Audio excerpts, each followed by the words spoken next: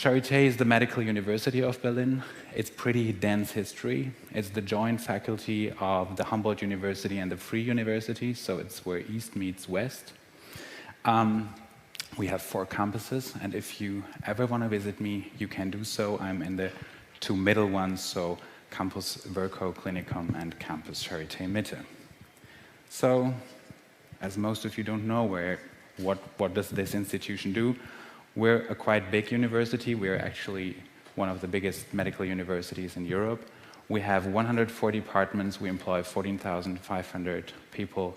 We have 7,000 medical students. We have more than 3,000 beds and 150K inpatient cases and nearly 700,000 outpatient cases per year. And if you want to go a step down and look at the department I work in, we have 26,000 intensive care patients in 270 beds. We do 66,000 anesthesias. We have nearly 300 doctors, 3 ESICM excellent fellowships, a simulation center, and a research lab, clinical trials, and a lot of allied healthcare professional research going on. This is a picture of the intensive care unit I mostly work in. So we did a lot of innovative programs. But what you realize there is nothing written about telemedicine. So why is this guy talking about telemedicine? And this is exactly what happened. We started from zero. I had an empty page in front of me, but very good coffee. You know, we are close to Italy, so we have good coffee and an empty page. And we sat down with a wonderful team. And what we did is I have to say, we created ERIC. ERIC is Enhanced Recovery After Intensive Care, which is a funded research project from the German Federal Ministry of Health and the Joint Committee of Health Insurance Companies. And what is ERIC? It's a boy. No, I'm kidding. What is ERIC? ERIC is actually an initiative. It's a new form of care. So what was funded in this funding line were new forms of care. And what we aim with ERIC is we wanted to increase intensive care quality in the regional area around Berlin. The area is called Brandenburg. You will hear that quite often now. And so to reduce the burden of long-term impairments after critical illness. So what am I going to talk about? I'm going to show you the patient's perspective. I'm going to show you the public health perspective. I'm going to show you the payer's perspective. And I want to show you our possible solution. I'm much more talking about the why than the how. Because, I mean, all of you are experts in telemedicine. I've seen so many wonderful talks. They've been so inspiring, and I learned so much. But I'm not an expert in telemedicine. We used telemedicine as a vehicle to transport something, a message. And I'm going to tell you about this message, and I want to encourage you that if you have an idea, telemedicine might be the right way to do it. So, the patient's perspective, I think that's the most important point. I know not all of you are critical care physicians, but when you think about critical care, many people think about a black and white phenomenon. So either you survive it, then you're on the white side, or you don't survive it, then you're on the black side. That's not true. Actually, it's shades of gray. I know it's difficult to say that in 2019, but it is. Maybe more than 50. So, if we look at critical care survivorship in the last 10 years, not the last 10 years, but over 10 years, I want to show you a beautiful work of Kirsi Kaukonen, who is Finnish and works in the Andex network in Australia. And what she showed us is actually that mortality is decreasing. So we started in 2000 with 35%, and we made it to below 20% in 2012. So if you think about the black-white model, you might think the white got bigger, the black smaller, but that's not the case. What actually happens is that survival in critical illness always depended and will always depend on different factors. It's patient factors the patient comes with to the hospital and those that will be added on during the treatment, so the severity of illness. So if you linearize this function, you actually have death somewhere on the black side and you have survival somewhere on the white side. And what we simply did is we shifted this red arrow to the left side. But what is this cohort of new survivors? Is this like the same as the others? What kind of problems do they have? And if you're interested in that, I recommend you to read a blog. That's very modern, reading blogs, but this is a good blog. It's called The Art and Science of Delirium. And I just show you one of the pictures because it's an artist. She's called Nancy Andrews, and she made this blog, and I copied this from this blog. And this is the first picture she made actually when leaving the intensive care unit. And what she actually did is she describes very well this gray zone. She describes patients suffering from mobility problems, having problems of using their motorics. You see, she has drawn very clumsy hands. She had problems with thinking, cognitive problems, vision problems, and she felt dehumanized and felt that she had no gender identity anymore. So this is what evidence actually tells us. 45 to 70% of survivors of critical illness, especially of this severe illness, is suffering from cognitive disturbances. 30 to 75% having immobility problems. This wonderful work of Margaret Harridge, the last one quoted here, showed that actually ARDS survivors have these problems even 5 years after leaving the intensive care unit, and they're not fully recovering. Mental health is also a big problem after intensive care. And there is a new phenomenon. If you think again about the picture with the gray shades, and you look at the arrow, those people being very close to the arrow, so those people barely surviving their illness, sometimes suffer from a state called chronic critical illness. So these are patients that never leave the intensive care unit again, or need constant monitoring, constant care. So the blue part of this slide is summarized as PICS, post-intensive care syndrome, and the yellow part as CCI. If we go back again to Dr. Kaukonen's work, you see that this is actually the new cohort of survivors. And she did a beautiful study. She also showed that this new cohort of survivors, and that's what you see in the diagram below the graph, that this new cohort of survivors actually is nearly 4 times as likely to go to nursing homes and rehab facilities. So it's not full recovery, but it's patients having long-term problems. So from a patient's perspective, it's really important that we try to avoid that.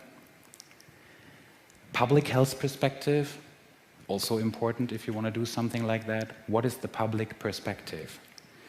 Let's take a look at Germany. I looked it up.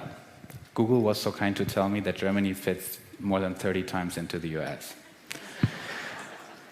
And the area we're doing telemedicine in is this. This is not an accident. This is the area, the blue spot in Germany. This area fits more than 300 times into the US. But actually, Germany is a very little country. I put the numbers here. But it's very densely populated. We have 80 million people compared to 250 million in the US.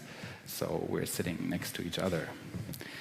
And if you look at intensive care medicine quantity, there have been a couple of studies looking at the variety of critical care density and the density of critical care beds. You see that Germany is here at the absolute top. We have 24.6 ICU beds for 100,000 inhabitants. So we offer our population a pretty rich intensive care system. Rich in terms of big, not. You know, English is not my first language, so sometimes weird words come out of me. I'm sorry for that. I kept this table in German to teach you some German now. It's called the Krankenhausmerkmale. It's a very nice word. It means like hospital features. And the arrow is pointing at the number of intensive care admissions per year. So we have roughly 2.1 million. And now comparing it to the American healthcare system, which has like 4 million per year, you see that we have nearly 50% of the ICU admissions. So it's also relevant in Germany. And this actually adds to the payer's perspective. Because the German population is an aging population, a population with a big baby boomer cohort, and we are about to see even more critically ill patients, more patients with chronic diseases, and this makes inpatient costs, outpatient costs, rehab costs, it makes social transfers necessary, nursing care. And if it comes to inpatient costs, I can tell you that the German healthcare system, which is basically a public healthcare system, is spending 20% of the entire inpatient cost just for intensive care.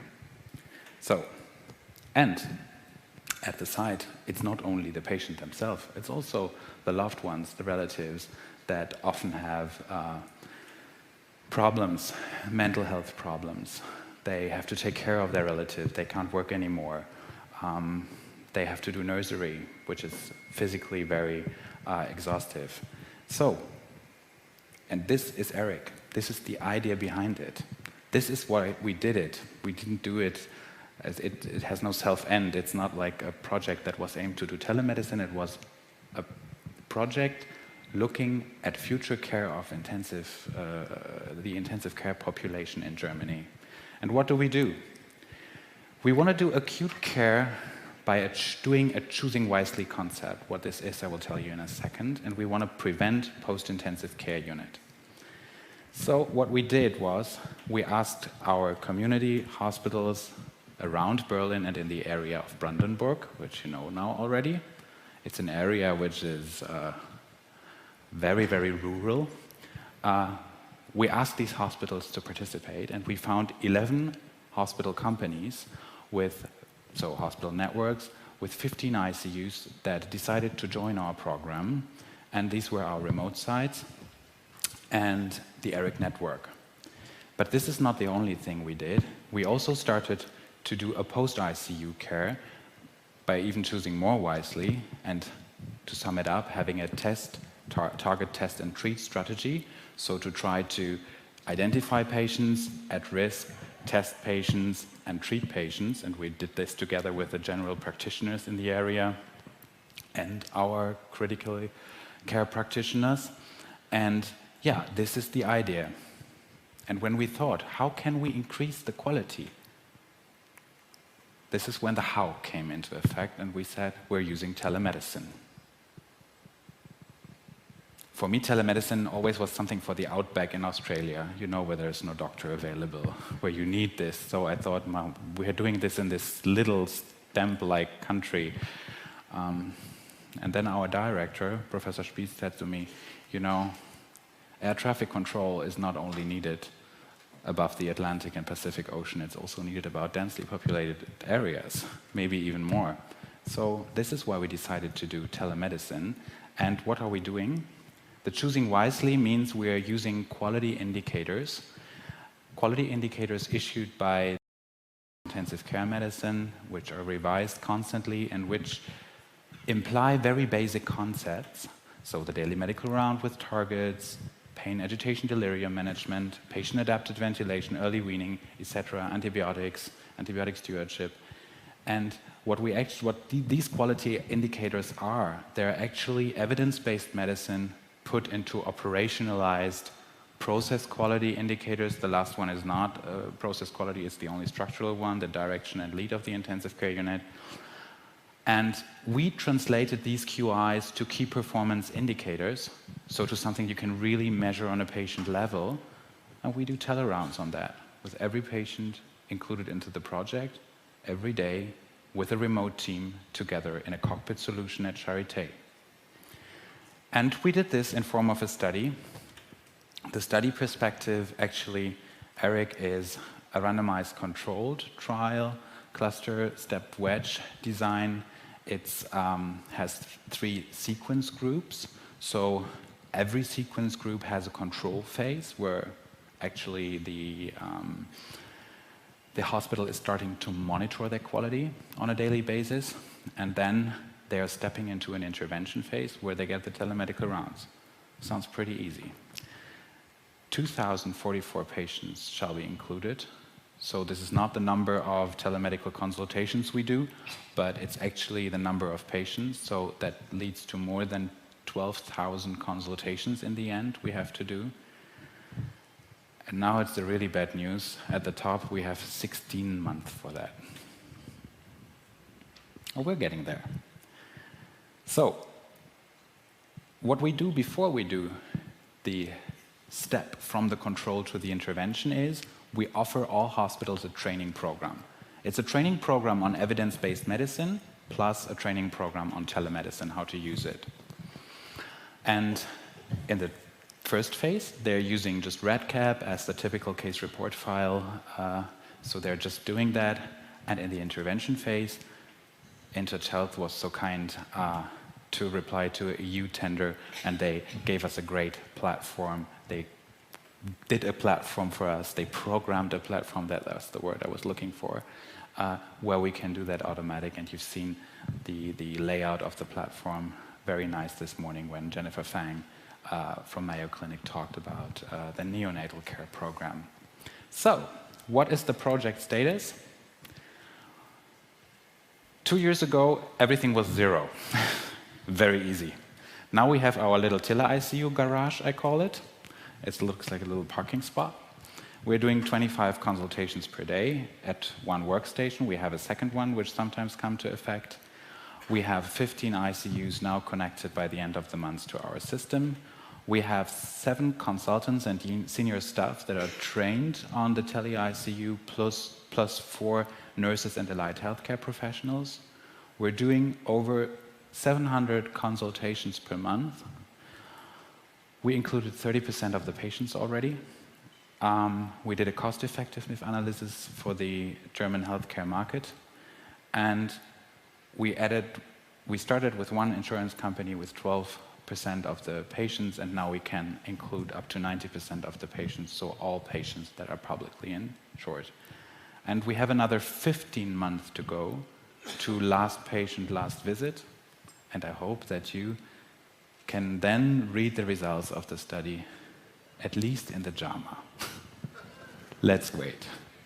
So, what's the conclusion? The conclusion is, if you want to fly, you don't need to invent an aircraft. So, the how was already solved thanks to you, thanks to InTouch. You gave us all the technology, and I didn't want to start in that cockpit, but we started in a very modern one, in a technically well-functioning one, and we took off. But the why, that's something everyone has to do, and I think having such a project and such a trial is a great kickoff for a telemedical program that in the end potentially can be scaled. Thank you for your attention.